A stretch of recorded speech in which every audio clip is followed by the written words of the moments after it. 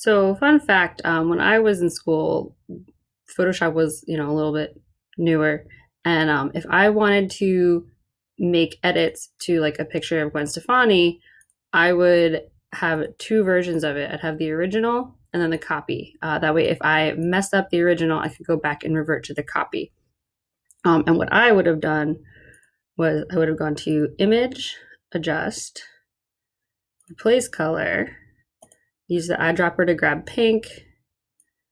I could adjust like the fuzziness and stuff, and then I can change the hue here. So if I wanted her to have, let's say, green hair, try to increase the fuzziness. I could add to the selection with this dropper here, try to get like some pale colors, hit OK.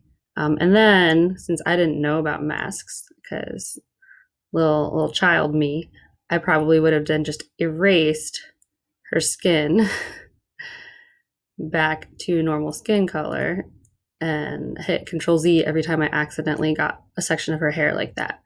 So you're gonna have a much easier time with life knowing how to use adjustment layers. And then the one thing I wanted to show you, I grabbed one of these like homemade color wheels. So Gwen and this color wheel down here with Elmo are in a separate layer from this one.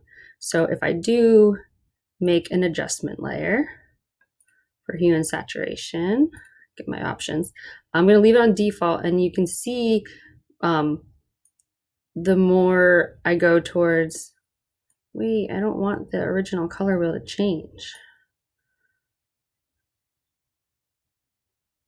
I think I have it backwards. So, well, the color wheel with Elmo and the toys is your constant. But you can see it's like as if you're starting, say you're starting in pink.